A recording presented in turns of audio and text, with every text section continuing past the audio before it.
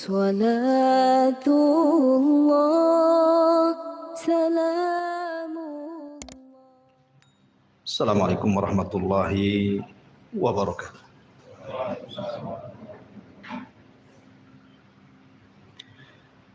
Alhamdulillah wassalatu wassalamu ala Rasulillah wa ala alihi wa sahbihi wa mawalah wa la hawla wa la quwata illa billahi wa ba'd. Alhamdulillah, di malam hari ini kembali kita bisa duduk untuk berthalabul ilmi, dan biasa kita mengkaji tafsir daripada surah Al-Baqarah. Malam ini biar tidak bosan kita selingi dengan tematik, sebuah tema yang saya ambil dari perkataan seorang ulama salaf, Zubair ibn Awam radhiyallahu an. Beliau mengatakan, man istata'a minkum an yakuna lahu khib'un min amalin salihin falyaf'al. Berkata Zubair ibn Awam radhiyallahu an, barang siapa di antara kalian yang sanggup melakukan amalan yang tersembunyi antara dia dengan Allah dari amalan saleh, maka lakukan. Artinya pembahasan malam ini kita akan membahas tentang pentingnya seseorang memiliki amalan yang tersembunyi yang tahu hanya dia dengan Allah Subhanahu wa taala saja. Ma'asyiral muslimin yang dimuliakan Allah Subhanahu wa taala. Di dalam hadis Thauban ini maulan Nabi sallallahu alaihi wasallam, beliau pernah mendengar Nabi sallallahu alaihi wasallam bersabda, la a'lamanna aqwaman min ummati ya'tuna yaumal qiyamati bihasanati amsali jibali tihamatan baydan fayaj'aluha Allahu azza wa jalla haba'an mansura. Qala Thauban, ya Rasulullah, sifhum lana jallihim lana alla nakuna minhum wa nahnu la na'lam. Qala amma innahum ikhwanukum wa min jildatikum wa ya'khuduna minal laili kama ta'khudun walakinnahum aqwamun idza khalau bimaharimillahi intahakuha.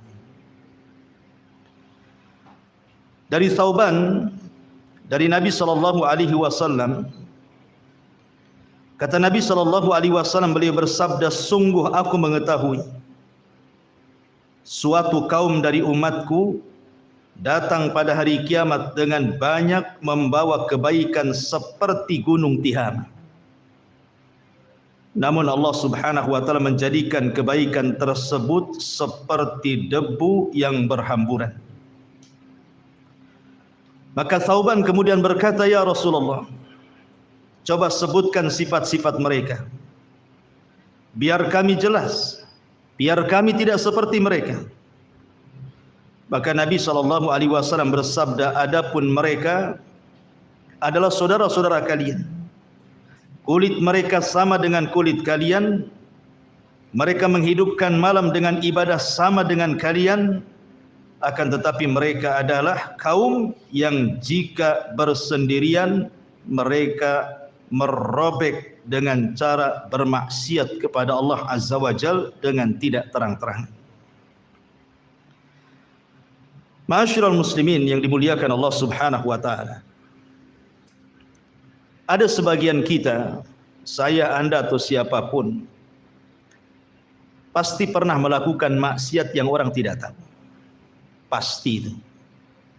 Apalagi dengan tersebarnya media-media hari ini, tangan-tangan kita hampir setiap orang pasti pegang handphone. Entah satu orang, 2 handphone, 3 handphone kan itu. Pasti dengan alat itu kita bermaksiat kepada Allah Subhanahu wa taala di tengah-tengah kesendirian kita.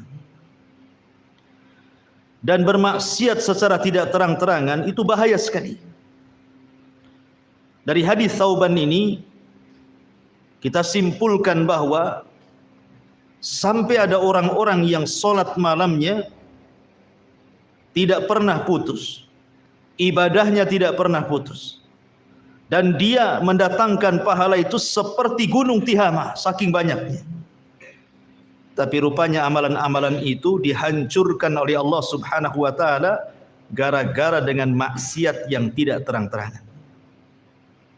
Lihat bahayanya maksiat tidak terang-terangan itu, menghabiskan semua amalan. Yang ingin saya katakan, kalaulah kita memang tidak bisa meninggalkan maksiat yang tidak terang-terangan itu, maka jadikan di sisi lain amalan-amalan yang juga dilakukan tidak terang-terangan. Amalan itu maksudnya antara kita dengan Allah saja yang tahu. Kenapa demikian? Karena tadi sudah saya katakan bahwa kalau orang melakukan perbuatan maksiat dan tidak diketahui orang, bersendirian merasa lezat dengan maksiat, menggugurkan amalannya, maka sama halnya orang yang melakukan ibadah sembunyi-sembunyi, hanya dia yang tahu dengan Allah saja, maka pahalanya akan banyak. Artinya bahwa kalau dalam satu hari itu kita 1-2 kali melakukan kemaksiatan yang tidak terang-terangan, maka satu hari itu juga gunakan waktu untuk ibadah tidak terang-terangan kepada Allah Azza wa Jalla. Supaya apa? Supaya keburukan itu dicampur adukkan dengan kebaikan. Dan Allah Subhanahu wa taala mengatakan dalam surah Hud ayat 114, innal hasanat yudhibnas sayyi'at. Kebaikan-kebaikan itu bisa menggugurkan keburukan. Artinya kalau seandainya tazaham, berkumpul maksiat yang tidak terang-terangan dengan kebaikan yang tidak terang-terangan, mudah-mudahan kebaikan itu bisa mengalahkan maksiatnya. Karena bagaimanapun Nabi SAW mengatakan dalam hadis Abi Hurairah radhiyallahu an, lama qadallahu al-khalqa kataba indahu fawqa arsy inna rahmati sabaqat ghadabi, wa fi riwayati lil Muslim inna rahmati taghlibu ghadabi.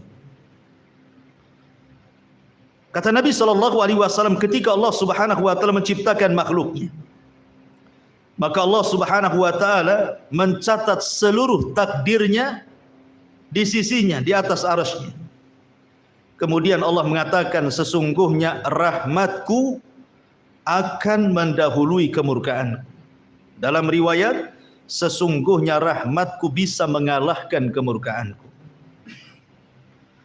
Artinya bahwa kalau seandainya kita selingi maksiat yang tidak terang-terangan dengan kebaikan yang tidak terang-terangan juga, boleh jadi kebaikan yang tidak terang-terangan itu mendatangkan rahmat, sementara maksiat yang tidak terang-terangan itu mendatangkan azab.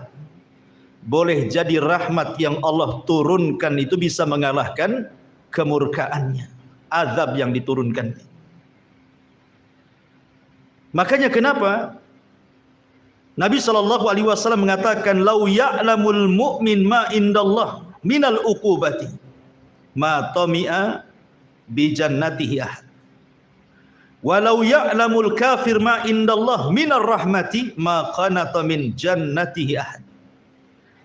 Kalaulah seorang mukmin itu mengetahui bagaimana murkanya Allah Subhanahu wa taala, tidak ada orang yang hendak masuk surga karena ketakutan dengan kemurkaan Allah Subhanahu wa taala. Tetapi kalau seandainya orang kafir itu tahu betapa luasnya rahmat Allah, tidak ada satupun orang kafir yang putus asa untuk masuk ke dalam surga. Ma'asyiral muslimin yang dimuliakan Allah Subhanahu wa taala. Terlebih Nabi SAW mengatakan, ittaqillah haitsuma kun wa addi'il as-sayyi'atal hasanata tamhuha wa khaliqin nas bi khuluqin hasan.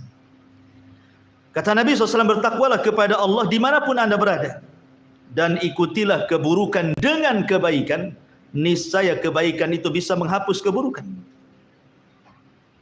Maka sebagai muqaddimah, saya katakan bahwa biasakan kita melakukan amal yang hanya tahu antara kita dengan Allah saja. Sebagaimana kita sudah terbiasa melakukan maksiat yang hanya tahu kita dengan Allah, manusia tidak tahu. Supaya antara kejahatan yang kita lakukan dengan kebaikan itu berperang di situ. Dan kebaikan itu pasti mengalahkan kejahatan.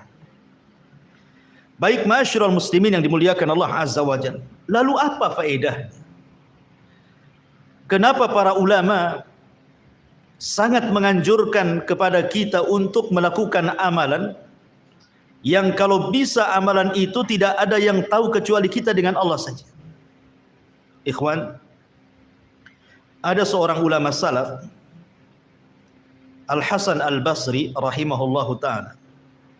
Beliau mengatakan, in kana ar-rajulu laqad jama'a al-Qur'ana wa ma yash'uru bihi an-nas, wa in kana ar-rajulu laqad faqaha al-fiqha al-katsira wa ma yash'uru bihi an-nas, wa in kana ar-rajulu la yusalli as-salata at-tawilata fi baitihi wa indahu zuwari wa ma yash'uru bihi, wa laqad adrakna aqwaman ma kana 'alal ardi min amalin yaqdiruna an ya'maluhu fi sirri fayakunu 'alaniyatan abada.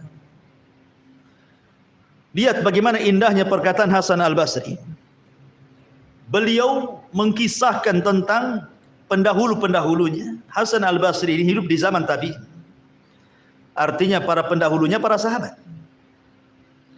Beliau mengatakan ada orang di zaman para sahabat, seolah-olah beliau ingin mengatakan seperti itu.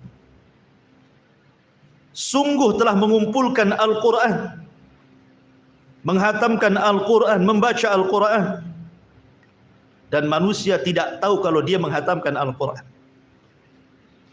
Atau seseorang memiliki kecerdasan yang banyak sekali, tidak ada yang tahu kecuali dia dengan Allah saja. Atau ada seseorang yang sholat malam panjang sekali di rumahnya, di sekitarnya, tetangganya tidak ada yang tahu, bahkan keluarganya tidak tahu. Tetapi kata Hasan Al-Basri, beliau bercerita di zamannya ini, laqad adrakna aqwaman, tapi kami mengetahui sebuah kaum, ma kana 'alal ardi min amalin yaqdiruna an ya'maluhu fi sir. Mereka hidup di permukaan bumi mengamalkan sebuah amalan, mereka tidak sanggup mengamalkan amalan itu secara tidak terang-terangan. Fayakunu 'alaniyatan abada, maka selamanya dia ingin menampakkan ibadahnya kepada manusia. Ini Hasan Al-Basri bicara di zamannya. Sekarang kita bicara di zaman kita, ikhwan. Hampir semua kita ataupun kaum muslimin umumnya, kalau melakukan amal soleh itu rasanya ingin dilihat orang, kan? Kalau bisa solat kita itu tampaklah kepada orang. Kalau bisa puasa kita ini tampak kepada orang. Kalau bisa bacaan Quran ini dapatlah pujian orang. Kalau bisa sedekah ini dapatlah kemudian ucapan-ucapan baik dari orang. Seolah-olah tidak ada ibadah yang harusnya disembunyikan menjadi terang-terangan, kan? Karena di zaman Hasan Al-Basri saja itu sangat disayangkan oleh Hasan Al-Basri terjadi seperti itu. Apalagi kita yang jauh di sana dengan para salafun saleh. Kita hidup di zaman fitnah. Makanya hidup di zaman fitnah ini agak sulit kita ini untuk menyembunyikan sebuah amalan. Makanya siapapun yang mampu menyembunyikan amalannya di zaman fitnah, apa kata Nabi SAW dalam hadis Amir ibn Sa'ad ibni Abi Waqqas dari bapaknya radhiyallahu an, dia mengatakan, sebelum kita lanjutkan, sedikit kita akan berbicara tentang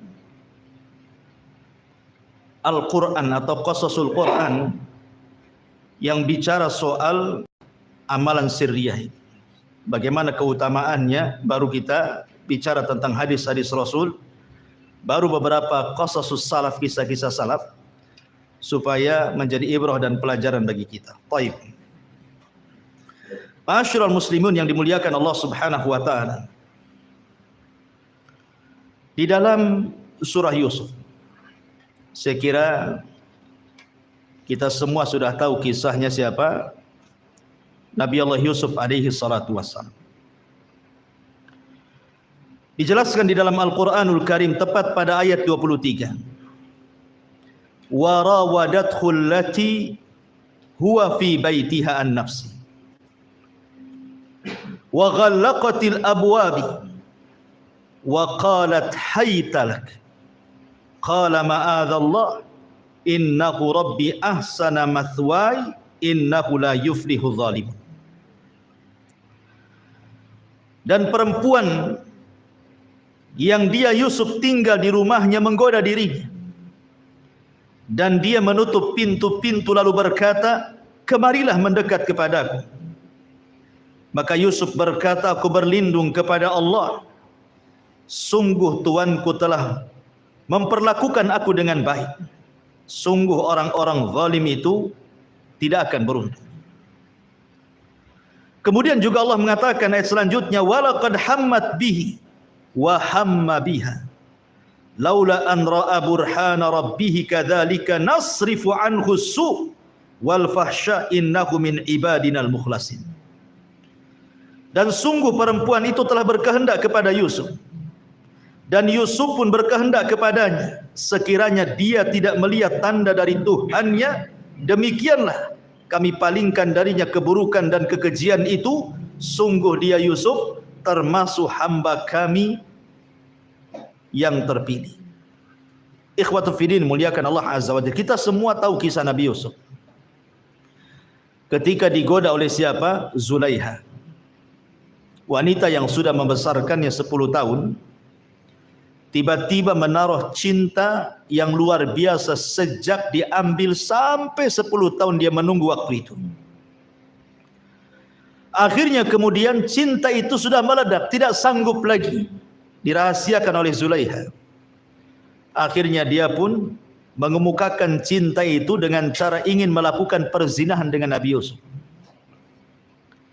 Makanya kemudian suatu malam atau suatu hari Yusuf dimasukkan ke ruangannya, kemudian dikunci seluruh pintu dan juga jendela.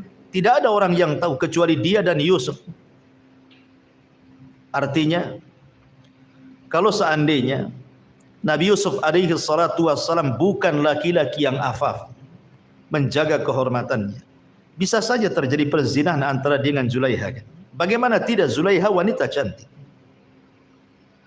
wanita yang memiliki kedudukan. Di satu sisi Yusuf seorang musafir, jauh dari keluarganya, masih bujangan lagi. Artinya bahwa memungkinkan melakukan zina itu tidak mustahil bagi Yusuf. Apalagi dijelaskan dalam Al-Quran, wa qad hammat bihi wa hamma biha. Wanita itu mau, Yusuf pun mau sebenarnya. Tetapi kalau bukan karena Yusuf alaihi salatu wassalam melihat burhana rabbi, kekuasaan Allah Subhanahu wa taala, ada yang mengatakan diingatkan dengan ayahnya Yakub. Ada yang mengatakan Allah Subhanahu wa taala memasukkan kesadaran dalam hatinya. Ada yang mengatakan dia malu dengan patung yang ada di ruangan itu kemudian ditutupnya. Sadarlah dia. Akhirnya dia pun menolak ajakan Zulaiha itu. Tidak mau berzina. Dia menjaga kehormatannya dan tidak melakukan maksiat secara sembunyi-sembunyi, berkhianat kepada majikannya. Bahkan walaupun diancam ketika itu kan. Kalau engkau tidak mau melakukannya, saya akan penjarakan engkau. Tapi Yusuf mengatakan, as-sijnu ahabbu ilayya. Bahwa penjara itu lebih baik bagiku dibandingkan mengikuti seruan. Dari sini kisah Nabi Yusuf ini mengajarkan kepada kita tentang menghindar maksiat dengan tidak terang-terangan dan beribadah kepada Allah juga tidak terang-terangan, menjaga kehormatan. Untuk tidak melakukan perzinahan karena Allah Subhanahu wa taala. Makanya Allah Subhanahu wa taala memuji Yusuf dan mengatakan, innahu min ibadinal mukhlasin. Sesungguhnya Yusuf dari hamba-hamba kami yang terpilih.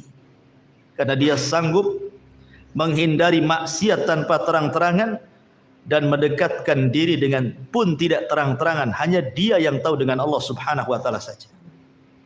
Ini kisah yang pertama. Kisah yang kedua disebutkan dalam surah Al-Anbiya ayat 87. Kisah siapa? Kisah Nabi Allah Yunus alaihi salatu wassalam. Ketika Nabi Allah Yunus alaihi salatu wassalam meninggalkan kaumnya, padahal Allah belum mengizinkan. Belum mengizinkan Nabi Allah Yunus untuk meninggalkan kaumnya. Tetapi Yunus pergi karena kemarahannya, kaumnya tidak ada yang beriman. Akhirnya kemudian Allah Subhanahu wa taala menguji Nabi Yunus karena pergi tanpa ada perintah Allah Subhanahu wa taala. Yunus pun naik perahu.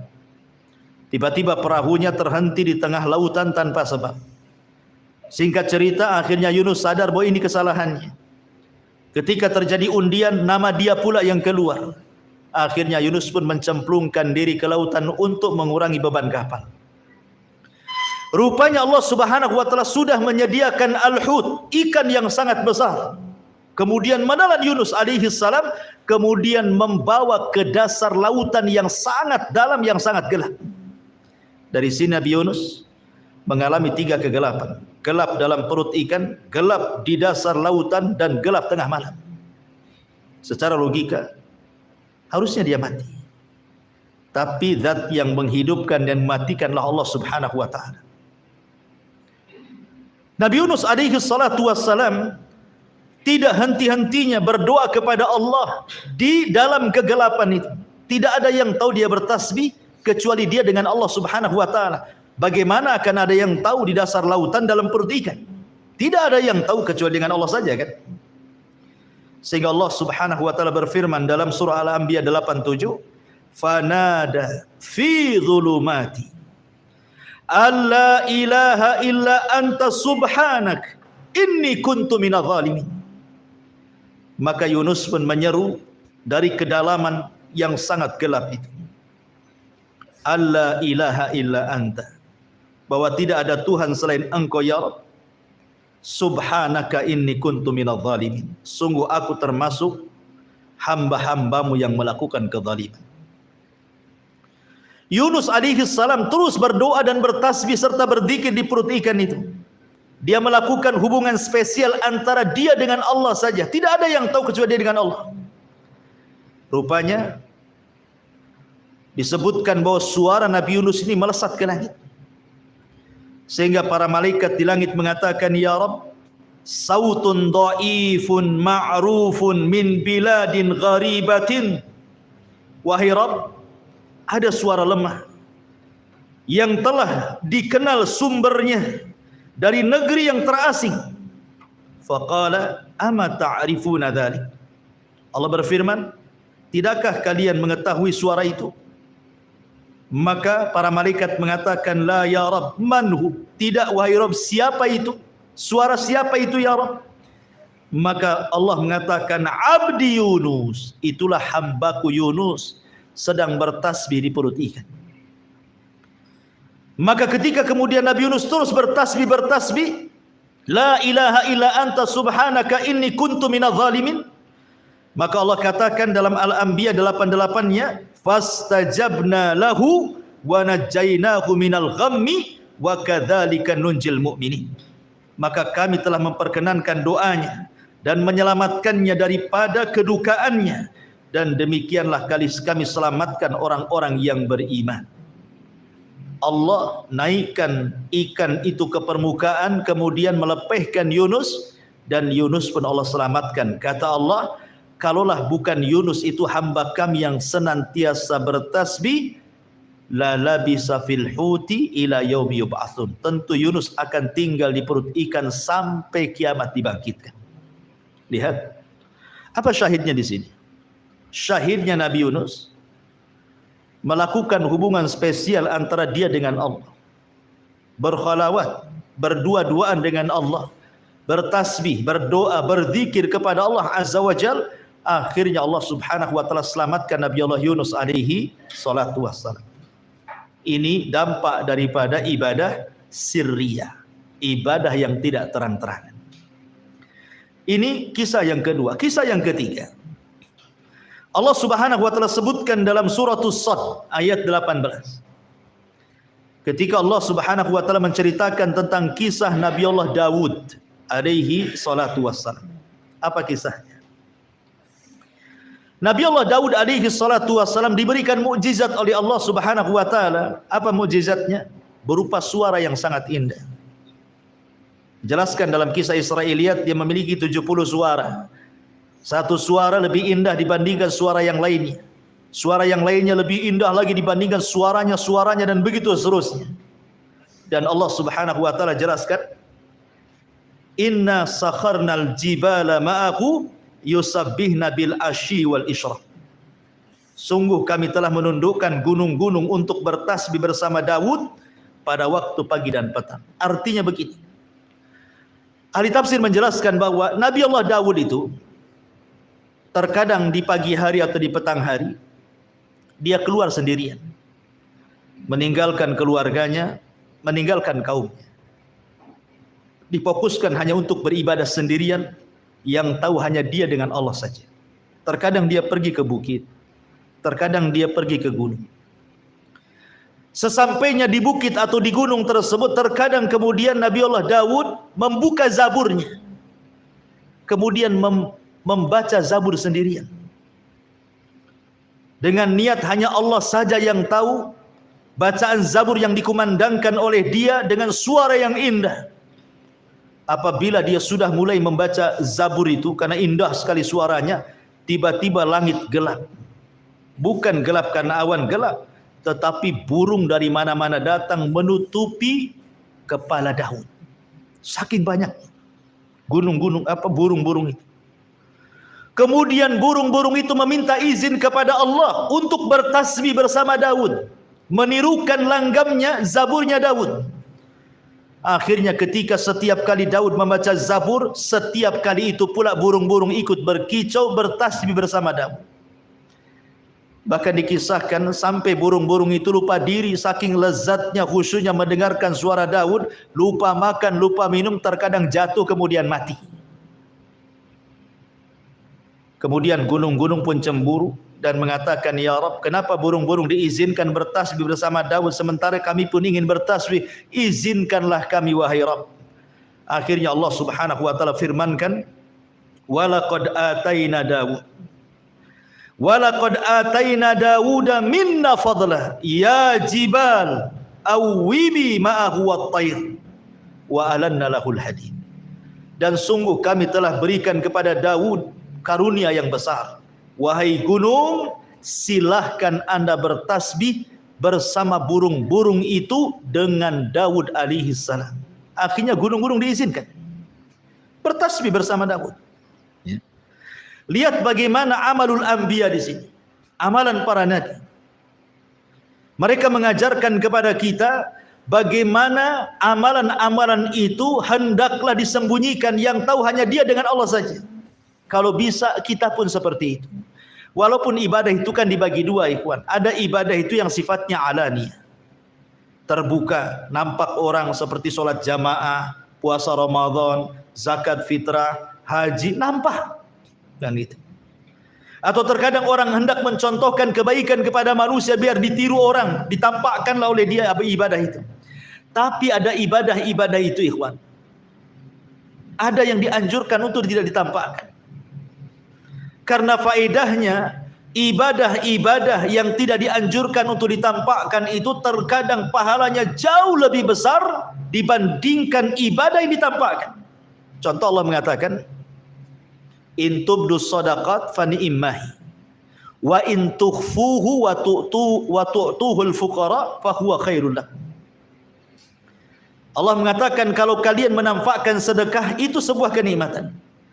Tapi kalau engkau menyembunyikan, kata Allah, wa in tukhfuhu wa tu'tuhu, kalau engkau menyembunyikan kemudian memberikan kepada fakir miskin, khairul lakum, itu lebih baik bagi kalian. Artinya amalan-amalan yang tidak terang-terangan itu jauh lebih besar pahalanya dibandingkan amalan-amalan yang dilakukan terang-terangan, gitu maksudnya. Makanya kenapa Nabi SAW sampai mengatakan sab'atun yudhilluhumullahu fi dhillihi yauma la dhilla illa dhilluh, kan itu ya. Ada 7 orang yang akan mendapatkan naungan di hari yang tidak ada naungan kecuali dengan Allah. Salah satunya apa? Rasul mengatakan, rajulun dzakarallaha fafadat ainah, seorang laki-laki yang mengingat Allah tiba-tiba mencucurkan air matanya. Wa rajulun tasaddaqat biyaminih la ta'lam anhu shimalu, seorang laki-laki yang bersedekah dengan tangan kanannya, tangan kirinya pun tidak tahu. Lihat bagaimana Allah Subhanahu wa taala berikan ganjaran mereka mendapatkan naungan di hari yang tidak ada naungan kecuali naungan arsy Allah Subhanahu wa taala pada hari kiamat. Menunjukkan bahwa amalan yang disembunyikan itu jauh lebih besar pahalanya dibandingkan amalan yang terang-terangan. Ya. Ma'asyiral muslimin yang dimuliakan Allah Azza wa Jalla, ini kisah-kisah dalam Al-Quran. Dan kisah-kisah para nabi ini menunjukkan tentang pentingnya amalun khabi'ah atau amalun sirriyah. Kita lihat Nabi kita Muhammad sallallahu alaihi wasallam. Suatu malam Nabi sallallahu alaihi wasallam ini ketahuan sedang sholat malam oleh Aisyah radhiyallahu anha. Terkadang Rasul tidak tahu dia sedang sholat malam, mungkin istrinya tertidur. Artinya Nabi juga mencontohkan amalan-amalan sirriyah itu. Tapi satu malam Aisyah radhiyallahu anha terperanjat ketika dia sedang tertidur, kemudian kakinya Rasul tersentuh tangannya. Kemudian Aisyah radhiyallahu an meraba-raba kaki Rasul, rupanya kaki Rasul pecah dan bengkak-bengkak. Akhirnya kemudian Aisyah radhiyallahu anha ingin meringankan beban Rasul karena sudah sepuh juga. Pagi harinya Aisyah mengatakan, ghafarallahu laka ma taqaddama min dambika wa ma ta'akhkhar. Ya Rasulullah, bukankah Allah sudah mengampuni dosamu yang telah, yang sedang dan yang akan datang? Cukupkanlah yang wajib-wajib, sudahlah yang sunnah-sunnah itu tinggalkan. Karena melihat kasihan Nabi SAW saking rajin ibadah tengah malam itu sampai pecah-pecah gitu kakinya. Tapi Nabi SAW mengatakan, afala akunu abdan syakur, salahkah saya menjadi hamba yang bersyukur? Di sini juga Nabi SAW mengajarkan bagaimana ada amalan-amalan itu hendaklah kita sembunyikan, yang tahu hanya kita dengan Allah saja, gitu maksudnya. Berupa sholat malam yang tidak ada yang tahu kecuali Allah Subhanahu wa taala. Ma'asyiral muslimin yang dimuliakan Allah Azza wa Jalla. Kemudian beberapa hadis, baru kita akan cerita beberapa kisah. Hadis yang pertama, hadis yang dikeluarkan Imam Muslim.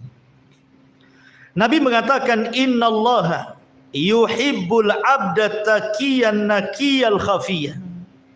Sesungguhnya Allah suka dengan seorang hamba yang bertakwa, yang membersihkan jiwa, dan yang menyembunyikan amalannya tanpa diketahui manusia.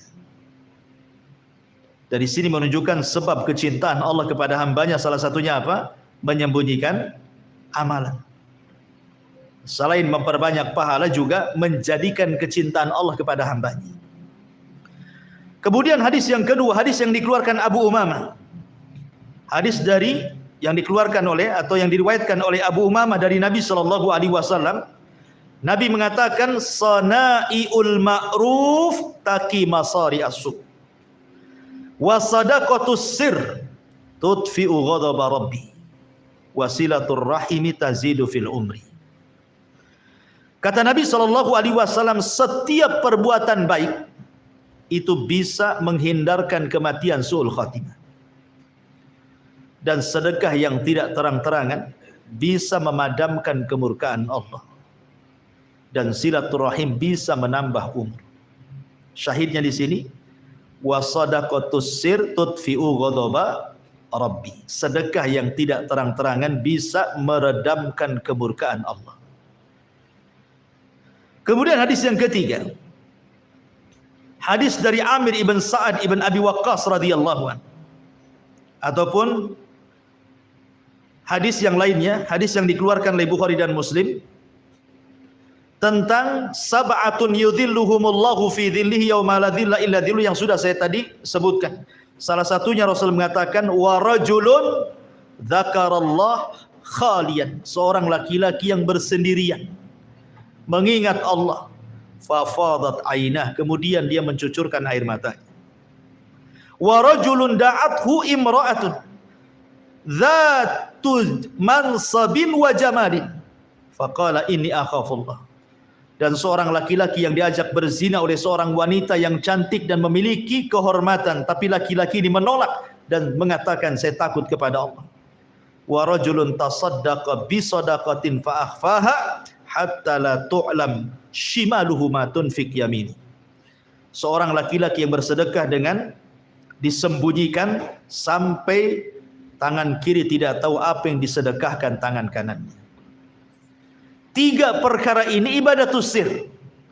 Bersendirian tengah malam mengingat Allah, tiba-tiba menangis, menolak ajakan zina dengan seorang wanita dan mengatakan aku takut kepada Allah, sedekah dengan tangan kiri sampai sedekah dengan tangan kanan sampai tangan kiri tidak tahu. Ini semua sedekahtus sir namanya, amalan-amalan sir.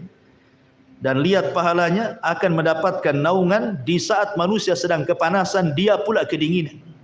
Ya. Ma'asyiral muslimin, dan banyak lagi hadis-hadis yang menjelaskan tentang pentingnya menyembunyikan amal. Karena begini ikhwan,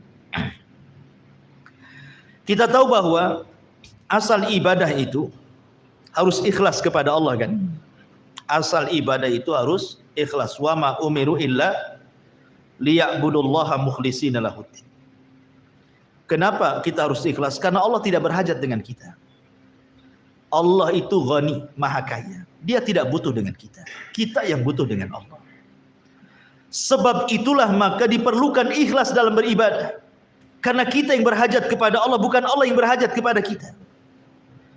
Makanya kenapa Al-Imam Al-Bukhari sampai mencantumkan di dalam kitab sahihnya, di hadis pertama dalam bab kaifa bad'il wahyi, bagaimana wahyu diturunkan, hadis Umar bin Khattab radhiyallahu anhu, innamal a'malu binniyat.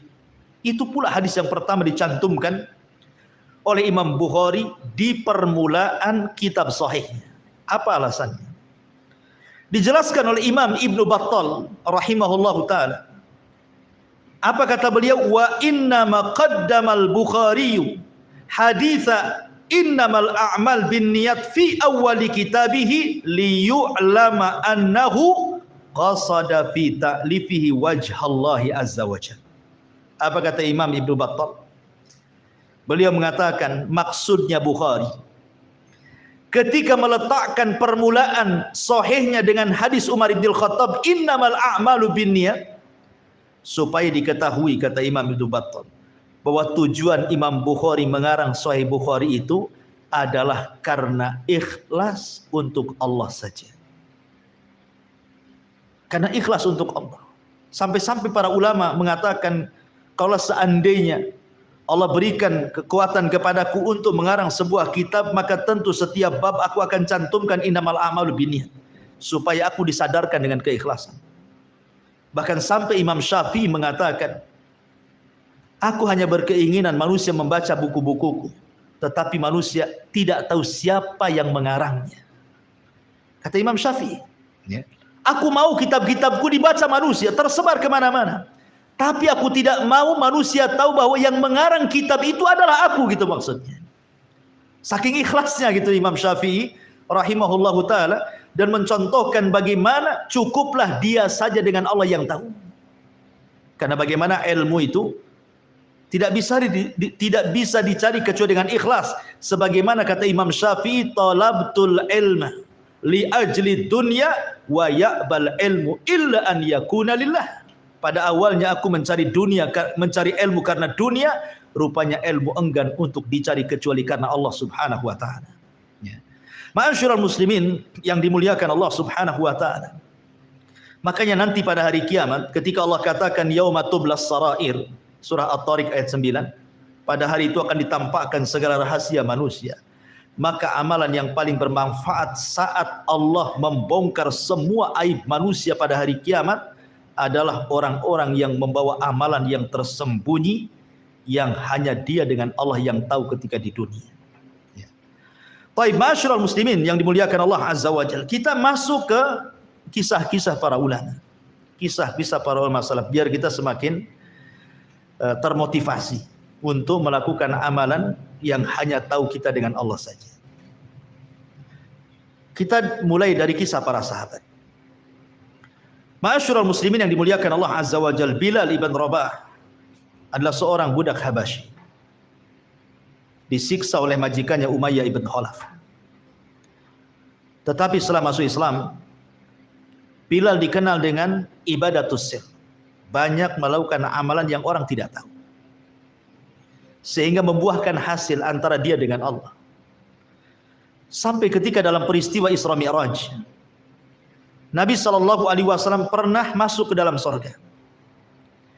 Kemudian di dalam sorga itu Rasul mendengar ada suara terompah. Kemudian Nabi SAW bertanya kepada Jibril, suara terompah siapa itu? Kemudian Jibril mengatakan itu suara terompahnya Bilal. Maka Nabi SAW setelah peristiwa itu memanggil Bilal. Kemudian Rasulullah SAW mengatakan, ya Bilal, inni sami'tu khaskhasataka fil jannah. Madza tasna? Bilal, aku mendengar suara terompahmu di surga. Apa yang kau lakukan? Apa yang kau amalkan? Amalan apa yang kau rahasiakan? Maka Bilal mengatakan, la syai'a ya Rasul. Tidak ada wahai Rasul. Ya. Kemudian Rasul mendesak, madza tasna? Apa yang kau lakukan? Maka Bilal ibn Rabah radhiyallahu anhu mengatakan, ya Rasulullah, ma tawaddatu wudu'an illa wa qad shallaitu rak'atain. Boleh jadi karena aku selepas berwudu tidak pernah meninggalkan 2 rakaat sunnah wudu. Karena Bilal itu dikenal tidak pernah membatalkan wudu. Kalau wudu batal, wudu lagi. Batal wudu lagi. Batal wudu lagi. Itu Bilal. Dan setiap batal wudu 2 rakaat wudu. Setiap batal wudu 2 rakaat wudu. Subhanallah. Itu yang dilakukan Bilal ibn Rabah. Apa hasilnya? Terampahnya sudah sampai di surga sebelum orangnya.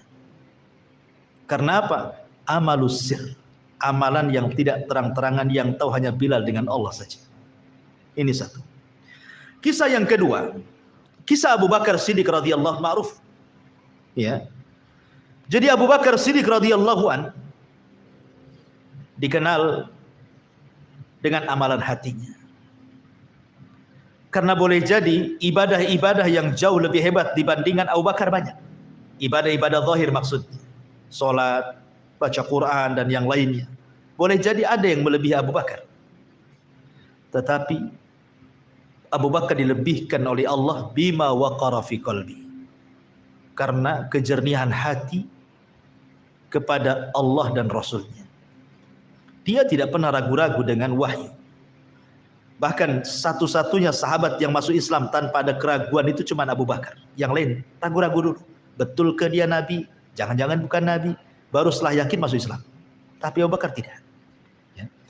Jadi kisahnya adalah Abu Bakar Siddiq radhiyallahu anhu suatu hari setelah sholat fajar. Beliau keluar. Dan itu dilakukan bukan sekali 2 kali. Berkali-kali. Sehingga membuat perhatian Umar bin Khattab radhiyallahu anhu. Curigalah Umar ini, kemanalah si Abu Bakar ini? Kenapa setelah sholat subuh dia langsung pergi? Biasanya duduk, sahabat yang lain menunggu syuruk, kemudian sholat sunnah syuruk kan gitu. Ini langsung pergi, masih gelap. Diikuti oleh Umar. Rupanya Abu Bakar Siddiq radhiyallahu anhu menuju rumahnya. Setelah ditunggu agak lama, rupanya keluar membawa gandum di pundaknya. Kemudian pergi entah berantah diikuti oleh Umar bin Khattab. Rupanya sampailah ke rumah yang ada di perbatasan kota Madinah. Ada gubuk kecil. Abu Bakar lamalah di rumah itu. Setelah agak siang Abu Bakar keluar kemudian pulang. Umar penasaran, siapa di gubuk itu? Akhirnya kemudian Umar radhiyallahu an pun berusaha ingin masuk ke gubuk itu, pengen tahu ada apalah di gubuk itu. Rupanya di gubuk itu ada ajus, ada nenek yang sudah tua, yang sudah renta lagi buta, dan ada anak kecil sebagai cucunya. Kemudian Umar bertanya dan mengatakan, wahai nenek, tahukah kamu siapa yang datang tadi? Kata nenek tersebut, saya tidak tahu, dia selalu datang kemari, membawa makanan, terkadang memperbaiki rumah kami, terkadang memasakkan untuk kami. Selesai semuanya dia pergi begitu saja. Dan itu sudah lama dia lakukan. Ketika mendengar hal itu, Umar pun menangis dan mengatakan, laqad at'abta al-khulafa ba'daka ya Abu Bakr.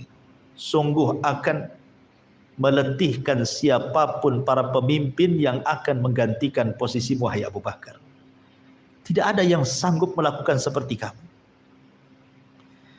Artinya bahwa lihat Abu Bakar Siddiq mencontohkan apa? Amalus sir. Tidak ada yang tahu sahabat kalau Abu Bakar Siddiq datang ke rumah orang miskin, ke seorang nenek yang buta, merawatnya, dan itu sudah bertahun-tahun.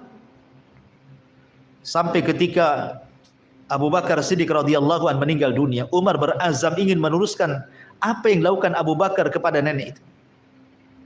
Jadi ketika Abu Bakar meninggal, dia yang meneruskannya. Ketika dia masuk ke rumah nenek itu, kemudian membersihkan rumahnya, membenarkan rumahnya, membawa makanan. Masalahnya nenek ini tahu ketika menyuapkan kurma di mulut nenek itu, kok beda cara menyuapkannya. Sehingga ketika itu nenek mengatakan, aina sahibuk? Aina sahibuk? Mana teman? Itu bukan dia yang menyuapkan, kata. Aina sahibuk, mana teman? Oh, tahu pula nenek ini. Rupanya bukan Abu Bakar, padahal Umar itu supaya tidak tahu disangka Abu Bakar. Karena Abu Bakar sudah meninggal. Kemudian Umar heran dan mengatakan, "Nek, kenapa engkau tahu bahwa ini bukan orang yang biasa datang kemari?" Maksudnya Abu Bakar. Kemudian Umar mengatakan, kata nenek ini mengatakan, "Wahai fulan, ya, karena dia kalau menyuapkan kurma ke mulutku, dia akan suapkan dengan lembut dan dia akan kupas kurma itu sampai ke kulit-kulitnya sehingga tinggal dagingnya saja, baru kemudian dimasukkan ke mulutku sehingga aku mudah mengunyahnya. Tapi dirimu memasukkan kulit-kulitnya." Kulit-kulitnya dimasukkan, jadi susah ngunyahnya. Makanya dia tanya, aina sahibu? Mana temanmu? Ya. Maka akhirnya kemudian Umar pun mengatakan, sudah meninggal wahai nenek. Kagetnya ini. Inna lillahi wa inna ilaihi rajiun. Ya. Ma'asyiral muslimin yang dimuliakan Allah Subhanahu wa taala. Umar pun sama sebenarnya. Dikisahkan oleh Talha ibn Ubaidillah radhiyallahu anhu. Jadi diriwayatkan Umar bin Khattab ini juga keluar tengah malam, buta-buta dia keluar. Kemudian membawa gandum dipikulnya, dituju kepada salah satu rumah dari rumah-rumah orang miskin. Apabila dia masuk meletakkan makanan, kemudian dia berjalan lagi, ambil lagi gandum, keluar lagi, pindah lagi ke rumah ini, ambil lagi gandum. Pokoknya setiap malam itu dia keliling ke rumah-rumah orang-orang miskin. Diletakkan di sini, setelah diletakkan pulang bawa lagi, letakkan di sini. Begitu. Setiap malam. Jadi Talha ini melihat Umar radhiyallahu an. Akhirnya mengikuti kemana lah Umar bin Khattab ini. Rupanya meletakkan makanan di rumah fuqara wal masakin, dari rumah ke rumah. Sampai akhirnya kemudian Talha ini ingin tahu.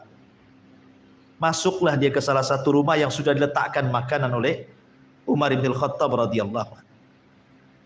Rupanya di rumah itu ada nenek-nenek tua juga. Karena Umar itu selalu menyantuni janda-janda miskin. Ya, dikenal. Ya. Maka Talha mengatakan kepada nenek yang sudah janda, yang sudah tua, yang miskin itu, "Ma balu hadar rajul ya'tiki." Apa sih maksudnya orang itu?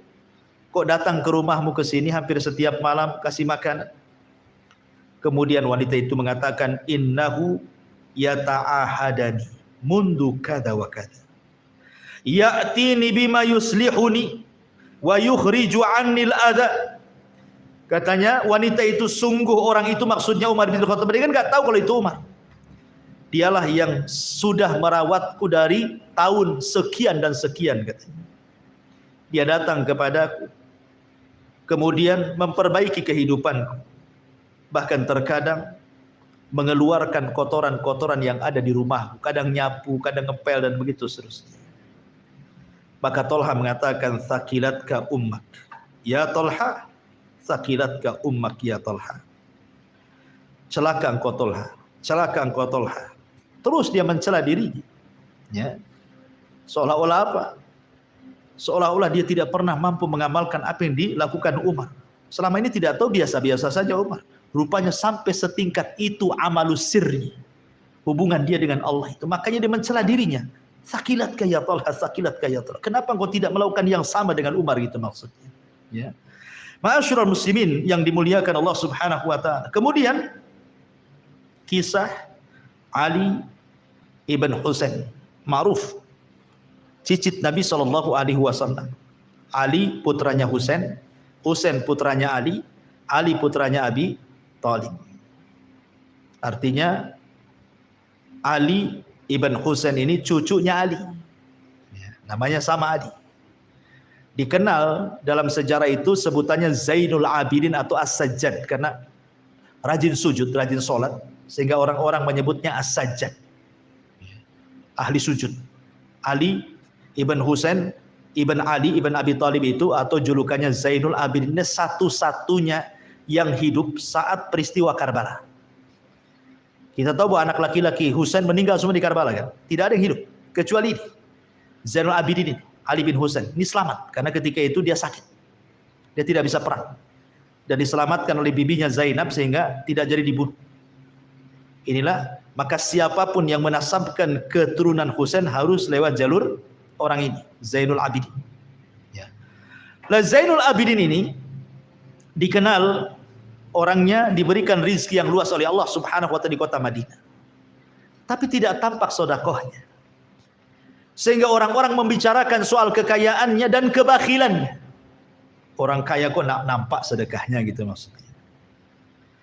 Dia tidak tahu kalau Husain ibn Ali ini setiap malam dia memikul gandum meletakkan 70 rumah fuqara Madinah. Setiap malam bergiliran. Kalau ini sudah habis, kira-kira 1 bulan habis nih, nanti bulan depan diletakkan lagi. Kemudian pindah ke rumah ini, pindah ke rumah ini. Sampai 70 fuqara Madinah ditanggung dia. Ketahuannya kenapa? Setelah dia meninggal. Dikisahkan oleh Amr ibn Thabit rahimahullahu ta'ala.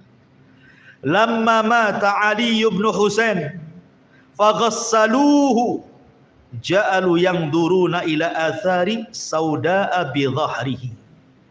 Ketika dia meninggal, Ali bin Husain ini, orang-orang memandikannya, maka orang-orang yang memandikan itu melihat di balik punggungnya seolah-olah dia setiap hari memikul benda berat karena nampak hitam kapalnya itu di belakang. Ya. Faqalu, dan mereka mengatakan, ma hadza, apa ini? Faqila, maka dikatakan, kana yahmilu jurubad daqiq lailan ala dhahrihi ya'tihi fuqara ahli al-Madinah. Karena setiap malam dia memikul gandum setiap malam di punggungnya dan memberikan kepada fuqara, orang-orang fakir penduduk Madinah. Bahkan dikatakan oleh Muhammad ibn Ishaq, seorang ahli sejarah, kana nasun min ahli al-Madinati ya'ishuna la yadruna min aina kana ma'ashuhum. Ada orang-orang fakir Madinah itu yang tidak tahu soal kehidupan mereka. Kok mereka bisa makan? Padahal mereka enggak kerja. Kok ada aja makanan depan pintu mereka itu? Falamma mata Ali bin Husain, ketika Ali bin Husain meninggal, apa yang terjadi? Faqadu makanu yu'tuna bihi fil lail. Tiba-tiba hilang makanan-makanan itu di pintu-pintu fuqara Madinah itu. Sudah tidak ada lagi yang dimakan. Dari situlah tuduhan-tuduhan kepada Husain ibn Ali bahwa dia bakhil, tidak bersedekah, tidak benar. Dan Allah Subhanahu wa taala singkap kebenarannya. Orang pun menyesal. Tapi begitulah terkadang orang itu kebaikan baru diketahui setelah meninggal kan. Kalau orang belum meninggal itu tidak tahu kebaikannya. Kalau sudah meninggal barulah teringat tuh, duhai beliau masih hidup.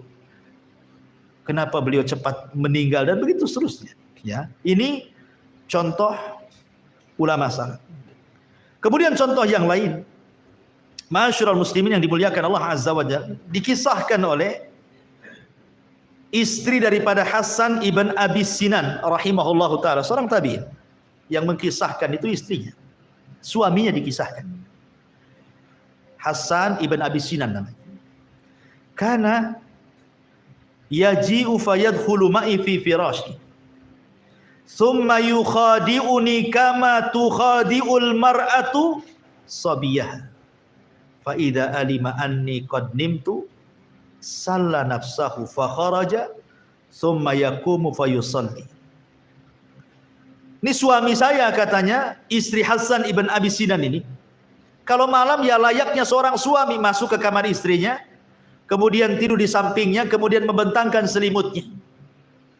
Kalau istrinya sudah mulai ngorok, sudah mulai tidur tuh, pelan-pelan dia turun dari ranjang supaya tidak mengagetkan istrinya. Kemudian apa? Kemudian dia menipu istrinya. Boleh jadi meletakkan guling ke sebelahnya gitu ya. Biar tidak tahu kalau suaminya ada di sampingnya gitu ya. Makanya di sini yukhadi'uni kama tukhadi'ul mar'atu sabiyaha. Dia berusaha menipu aku seperti seorang ibu menipu anaknya.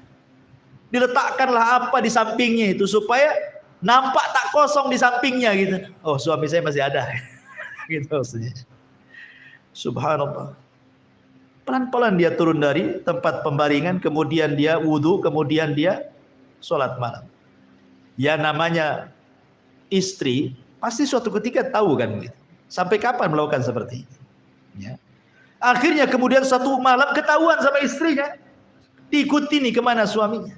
Rupanya dia wudu, kemudian dia sholat. Besoknya gitu lagi, besoknya gitu lagi. Akhirnya istrinya kasihan dan mengatakan, faqultu lahu, aku katakan kepada suamiku ini, ya Aba Abdillah, kam tu'adzab nafsak. Sampai kapan kau nyiksa dirimu? Sampai kapan kau menyiksa dirimu seperti ini? Urfuk binafsi, lembutkanlah dirimu, jaga kesehatan. Setiap malam kok seperti ini. Kemudian dia mengatakan, uskuti waihaki, fayushiku an arkuda raqdatan la aqumu minha zaman. Dia mengatakan, diam engkau wahai istriku, celaka engkau. Hampir-hampir aku bangun, aku tidur dan aku tidak bisa pernah bangun selamanya. Sehingga aku gunakan hanya untuk sholat malam dan sholat malam. Seolah dia mengatakan, aku tidak mau mati dalam posisi tidur. Kalaupun aku harus mati, aku dalam posisi sholat malam. Gitu maksudnya. Nah, luar biasa gitu. Nah, kalau antum pergi ya entah tahu kemana. Istri nyari-nyari, nggak ada di kamar. Ada di ruang tengah, ada curiga. Kan itu. Ma'asyiral muslimin yang dimuliakan Allah Azza wa Jalla. Makanya Imam Malik ikhwan. Imam Malik itu ajaib kisahnya. Imam Malik itu satu-satunya imam madhab yang para penguasa takut dengan dia. Bayangkan, biasanya ulama takut penguasa gitu. Makanya di zaman Khalifah Ma'mun, banyak para ulama yang takut dengan penguasa terpaksa mengatakan Al-Quran makhluk. Ini enggak, penguasa yang takut kepada Imam Malik. Mulai dari pusat sampai penguasa, gubernur di bawahnya, semua takut sama Imam Malik. Dan semua para ulama menghormati Imam Malik. Dan semua orang-orang awam mengagumi Imam Malik. Luar biasa. Padahal Imam Malik itu tidak rihlah seperti ulama yang lain. Dia hanya belajar di Madinah saja. Dia tidak keluar dari Masjid Nabawi. Belajar sama ulama yang ada di Masjid Nabawi saja. Dia tidak pernah ke Mekah pun tidak dia belajar. Hanya di Madinah saja. Tapi lihat pengaruh Imam Malik luar biasa. Sampai kata Syafi'i, Imam Syafi'i mengatakan idza dzukira najmu famalikun najm. Apabila disebut soal bintang maka Maliklah bintangnya katanya. Kenapa Imam Malik diberikan haibah, karismatik yang luar biasa sampai ditakuti para penguasa, dihormati para ulama, dimuliakan masyarakat awam?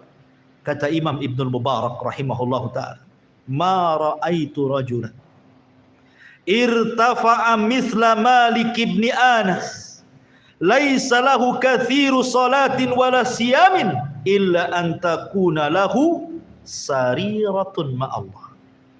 Lihat, ini yang kasih rekomendasi tazkiyah ini bukan sembarang orang. Abdullah ibn Mubarak, ulama dunia. Ya. Kata Abdullah ibn Mubarak, aku tidak melihat seseorang yang diangkat derajatnya seperti Malik ibn Anas, katanya. Dia tidak dikenal banyak puasanya, tidak dikenal banyak sholat malam. Kayak biasa, orang biasa lah, orang soleh biasa. Ya. Ya tidak rajin kali sholat malamnya, tidak rajin juga puasa sunnahnya, tidak. Biasa saja. Tetapi kata Abdullah ibn Mubarak, boleh jadi Allah mengangkat derajat Imam Malik itu kenapa? Illa antakuna lahu sarira. Boleh jadi karena ada hubungan spesial antara dia dengan Allah yang kita tidak tahu. Ya. Boleh jadi karena ada hubungan spesial antara Imam Malik dengan Allah yang kita tidak tahu. Lihat, Allah angkat derajatnya kan. Ya. Saya kira ibadah sirriyah itu bukan perkara yang sulit, ikhwan. Kayak antum nih, berangkat dari sini atau pulang dari sini. Antum bisa sambil naik motor, sambil jalan kaki, sambil naik mobil. Antum bisa berzikir kan? Bisa lah. Subhanallah, walhamdulillah, wala ilaha illallah wa akbar. Subhanallah bihamdihi, subhanallah. Kan bisa saja kan? Masa antum ngomong begitu saja sendirian kan? Siapa yang tahu? Ya. Walaupun umpamanya ada yang nyerempet motor, mereka pun tak tahu.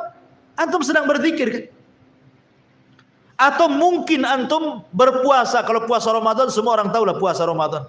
Tapi puasa sunnah.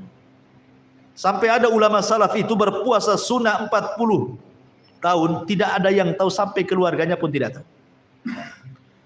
Jadi ketika dia pergi ke pekerjaannya, dia bawa bekal. Disangka oleh istrinya untuk makan dia. Rupanya sampai jalan disedekahkan bekalnya. Kemudian pulang sore barulah dia buka. Selama 40 tahun tidak tahu istrinya. Itulah masalah sampai seperti itu. Artinya kalau seandainya seseorang sholat malam, cukup 2 rakaat sajalah. Kalaupun kita tidak bisa sampai 11 rakaat sama dengan Rasul atau 13 rakaat kan gitu. 2 rakaat jadilah. Pamannya habis isya lah, sholat witir 1 rakaat pun boleh lah kan begitu. Tidak ada yang tahu kecuali Allah dengan antum saja. Antum masuk kamar, istri tak tahu, tak ada, sholat seolah-olah tidak seperti sedang sholat. Biasa saja. Kan bisa saja kita lakukan seperti itu. Makanya Taqiyuddin itu kakeknya Ibnu Taimiyah. Ibnu Taimiyah itu punya kakek namanya Taqiyuddin. Pengarang kitab Multaqo, syarahnya Nailul Autor yang dikarang oleh Imam Syaukani, syarahnya itu. Matannya itu namanya Multaqo. Yang ngarang itu kakeknya Ibnu Taimiyah namanya Taqiyuddin.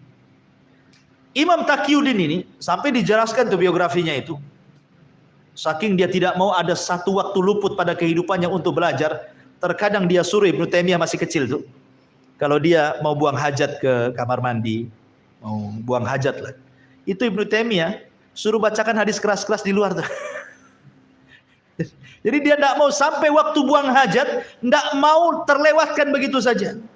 Jadi cucunya Ibnu Taimiyah baca kok keras-keras di luar sana, biar masuk suaranya ke kamar mandi gitu maksudnya. Kan tidak masalah. Yang dilarangkan tidak boleh baca di kamar mandi. Ya, baca Quran tidak boleh di kamar mandi. Tapi kalau seandainya suara murotal yang masuk ke kamar mandi tidak masalah, kan nggak di kamar mandi kan itu. Tapi yang ingin saya katakan dalam biografinya Taqiyuddin ini, beliau kalau ada masalah dirundung masalah, tidak bisa keluar dari masalah itu. Apa yang dilakukan dia? Dia cari masjid yang ada di Baduy, yang nggak pernah dimakmurkan orang, yang nggak pernah orang sholat di situ. Kemudian dia sholat di situ. Kenapa? Supaya orang tak tahu. Baru dia bermunajat kepada Allah Azza wa Jalla. Seperti itu. Ya.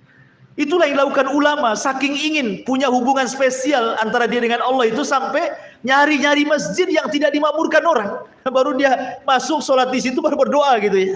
Ini kan luar biasa. Siapa yang bisa melakukan seperti itu gitu maksudnya. Bahkan Abdullah ibn Mubarak itu kalau jihad, dia tutup semua kepalanya itu, sampai matanya aja yang kelihatan, supaya orang tidak tahu bahwa dia Ibnu Mubarak. Sampai suatu ketika di Mubarozah menang. Mubarozah itu adu tanding maksudnya. Ini musuh kuat kali. Banyak pasukan kaum muslimin, adu tanding selalu kalah. Akhirnya Abdullah bin Mubarak, ulama pemberani mujahid nih.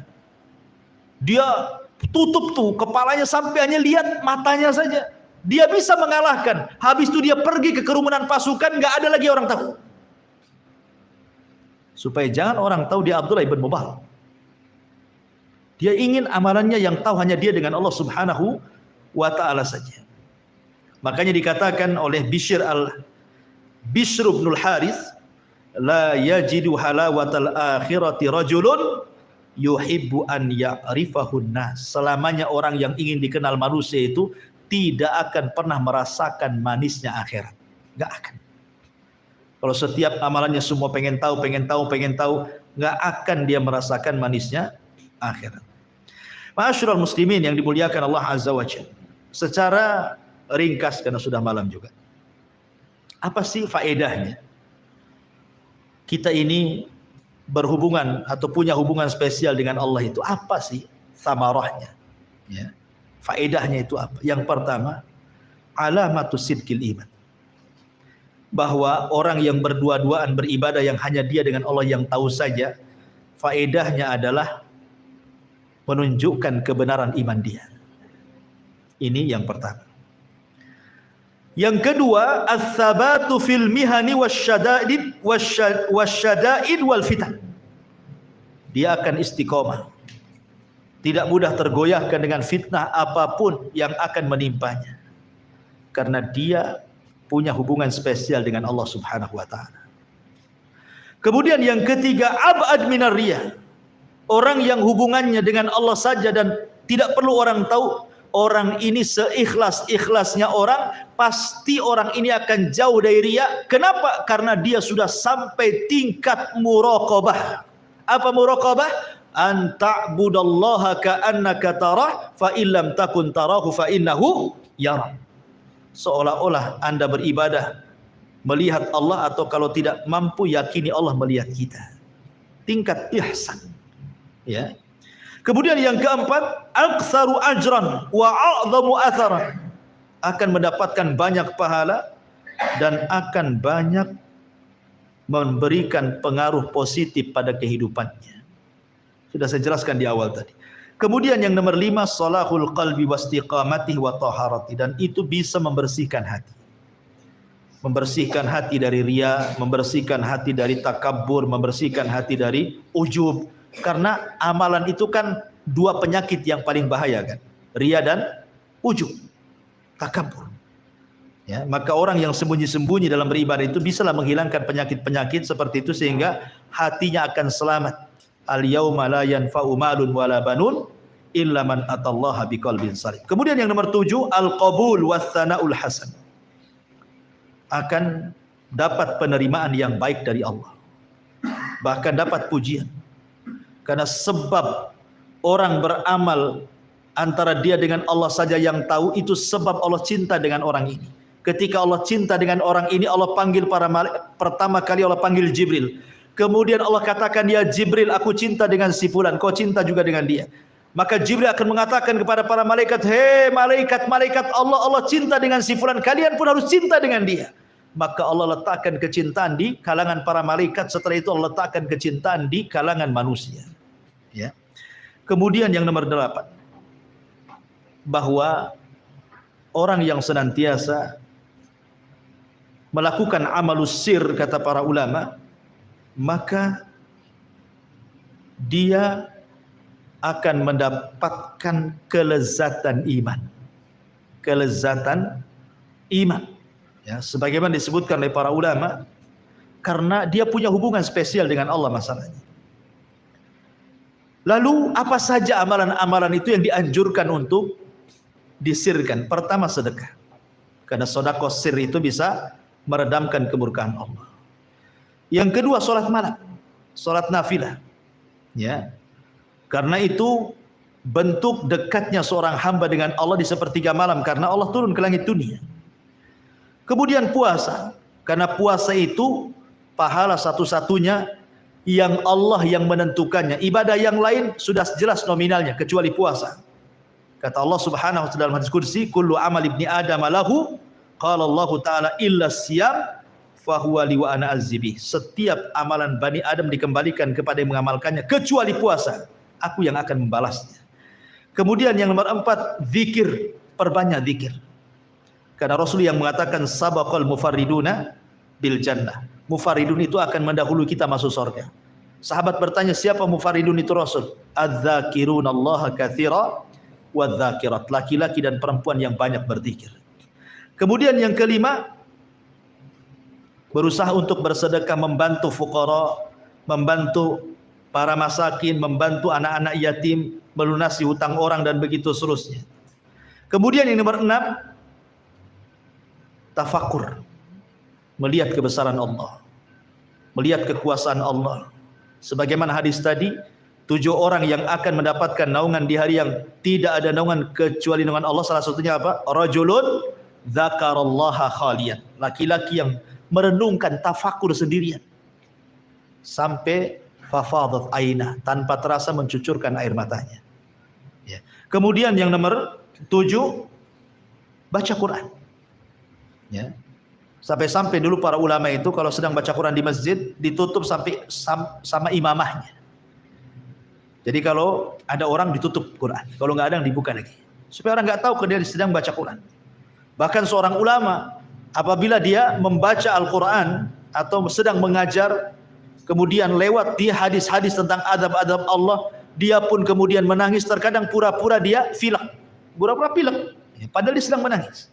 Supaya yang tahu hanya dia dengan Allah Subhanahu wa ta'ala. Dan begitu seterusnya. Sekarang ada 2 kisah sebelum saya tutup. Ada seorang syekh bercerita, ini kisah nyata. Jadi ada seorang anak yatim. Kata Syekh ini ada seorang anak yatim. Anak ini soleh. Karena bapaknya juga soleh. Bapaknya meninggal. Jadi anak ini rajin ibadah. Satu hari, anak ini bermimpi. Dalam mimpinya berjumpa dengan ayahnya. Kemudian ayahnya senyum dalam mimpinya itu. Kemudian ditanya, senang sekali engkau wahai ayah. Ada apa? Maka ayahnya mengatakan, Allah sudah memanggilku. Kata anaknya, lalu apa yang Allah katakan kepadamu? Maka dia mengatakan, ghafara li rabbi. Rabbku telah mengampuni dosa-dosa. Kemudian anaknya mengatakan, amalan apa yang kau lakukan wahai ayahku sehingga Allah mengampuni dosa? Kata ayahnya, tidak. Kecuali karena doanya fulan ibn fulan. Karena doanya fulan ibn fulan. Terperanjatlah dari mimpinya. Kemudian dia pikir, ini mimpi-mimpi biasa kan. Besoknya mimpi gitu lagi. Sampai berkali-kali. Akhirnya dia penasaran perkataan ayahnya, sebab doa fulan bin fulan itulah ayahmu diampuni dosanya. Dicarilah nama fulan bin fulan ini. Dari desa ke desa, dari desa ke desa, terus sampai akhirnya Allah takdirkan ketemu. Kemudian setelah ketemu dia tanya, apakah engkau kenal namanya si Anu dan si Anu? Dia tidak mengatakan si anaknya, tidak. Cuman ingin memastikan, kamu kenal dengan bapak aku gitu. Tapi tidak mengatakan bapaknya, kamu kenal dengan fulan ibn fulan? Iya, saya kenal fulan bin fulan. Maksudnya ayah dia. Ya. Kemudian dia mengatakan, apa yang kau lakukan dengan dia? Atau apa yang ia lakukan kepada? Kemudian dia mengatakan, dulu aku seorang musafir, tersesat jalan, hilang bekalku, hampir mau mati. Tiba-tiba ada seseorang yang menolong aku, memberikan bekal kepadaku, memberikan uang kepadaku sehingga aku selamat dari kematian dan aku bisa pulang ke rumah, katanya. Sejak itulah setiap sujud aku doakan dia. Sejak itulah aku sujud saya doakan dia. Kemudian anak ini menangis, kemudian pulang. Ikhwan, orang ini membantu orang musafir, tidak ada yang tahu kecuali Allah kan? Tidak ada yang tahu. Ini satu kisah. Kisah yang kedua, ada seorang syekh bercerita. Dia bermimpi, dalam mimpinya berjumpa dengan Nabi. Kemudian Nabi mengatakan, "Wahai fulan, kabar gembirakan kepada si fulan bin fulan bahwa dia termasuk min ahlil jannah." Awalnya mimpi biasa saja. Pikir ya mimpilah, kadang baik kadang buruk kan gitu. Tapi berulang-ulang kali mimpinya. Sehingga dia penasaran dengan bisyarah dari Nabi kepada fulan ibn fulan itu. Siapa fulan ibn fulan ini? Hebat kali. Kenapa dalam mimpiku Nabi sampai mengatakan bisyarah, kabar gembirakan bahwa dia termasuk penduduk surga. Akhirnya dia cari-cari orang ini. Dalam bayangan dia mungkin dia seorang ulama besar, orang soleh, ahli ibadah, kan dalam bayangan dia gitu. Nggak mungkin lah orang dikabar gembirakan oleh Nabi dengan surga kalau orang-orangnya sih orang-orang jahat, kan nggak mungkin, mustahil. Dicari-cari rupanya orang tersebut adalah salah satu penduduk dari sekitar penduduk Mekah. Ya. Orang miskin, orang biasa. Akhirnya dia ke rumahnya. Lama dia menunggu di rumah itu. Rupanya datang taksi. Turunlah dia dari taksi. Rupanya dia super taksi. Percaya nggak percaya lah kan gitu ya. Tapi setelah ditanya apakah namamu fulan bin fulan, iya. Dia nggak yakin juga. Berani kau bersumpah namamu fulan bin fulan, wallahi namaku fulan ibn fulan, masih nggak percaya juga. Ya. Akhirnya, bisa nggak kau izinkan aku masuk ke rumahmu, katanya. Dalam pikiran dia, jangan-jangan dia lagi nyamar. Itu sebenarnya ulama nyamar jadi proteksi. Jangan-jangan di rumah itu maktabah semua, kitab-kitab semua isinya gitu maksudnya kan. Jadi dia geledah rumahnya, tidak ada satupun kitab, tidak ada, hanya mushaf Quran saja. Jadi dia makin bingung lah. Akhirnya cobalah dia duduk ngomong empat mata. Wahai fulan, aku punya kabar gembira kepada. Tapi sebelumnya, ada enggak amalan spesial hubungan kamu dengan Allah? Entah kau sholat malam, entah kau apalah gitu. Kata dia, mana ada ya Syekh, aku ini orang biasa, kamu orang soleh, hari-hari aku super taksi, alah kau ini ngapain kesini gitu. Tapi kemudian dia desak, akhirnya dia ngaku. Saya sih tidak tahu maksud kedatanganmu, tapi ya saya adalah amalan, katanya. Tapi saya akan ceritakan, tolong aku minta 2 syarat, katanya. Apa syaratnya? Pertama, apa yang dimaksud bisyarah, kabar gembira yang akan kau sampaikan kepadaku itu? Yang kedua, tolong jangan ceritakan kepada siapapun apa yang saya akan ceritakan kepadamu. Oke. Akhirnya bercerita. Begini, aku punya tetangga, dia bukan orang Mekah, orang luar, tapi tinggal di sekitar sini. Dia punya 5 anak yatim. Ayahnya meninggal dunia. Aku kasihan. Karena ibunya sakit. Anaknya masih kecil-kecil. Sejak itu aku bersumpah kepada wallahi demi Allah, kata. Setiap penghasilan taksiku aku akan bagi 2. Separuhnya untuk menghidupi 5 anak yatim itu, dan separuhnya untuk menghidupi aku dan keluarga. Subhanallah, Allah lancarkan rezekiku. Dan sudah kulakukan bertahun-tahun. Dan tidak ada orang tahu kecuali kamu, katanya. Akhirnya dia pun menceritakan, boleh jadi ini yang dimaksud, katanya. Ikhwan, terlepas kisah ini benar atau tidak, karena saya kan hanya mendengar Syekh bercerita. Tapi yang jelas bahwa amalus sir, amalan yang dilakukan secara tidak terang-terangan itu manfaatnya besar. Kenapa?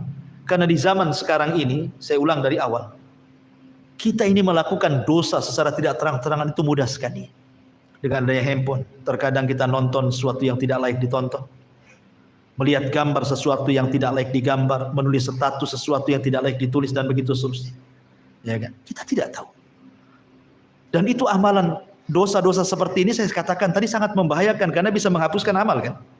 Maka minimalnya, kalau dalam 1 hari kita bermaksiat 2 kali tidak terang-terangan, maka hari itu lakukanlah amalan sembunyi-sembunyi dengan tidak terang-terangan dengan Allah juga. Mudah-mudahan Allah mengatakan innal hasanat yudhibnas sayyiat. Kebaikan itulah bisa menggugurkan perbuatan jahat. Dan Allah lebih luas rahmatnya dibandingkan kemurkaannya. Wallahu a'lam bishawab. Mungkin ini yang bisa sampaikan. Mudah-mudahan ada manfaatnya. Subhanaka bihamdika asyhadu an la ilaha illa anta astaghfiruka wa atubu ilaik. Allahu ta'ala alam. Assalamualaikum warahmatullahi wabarakatuh.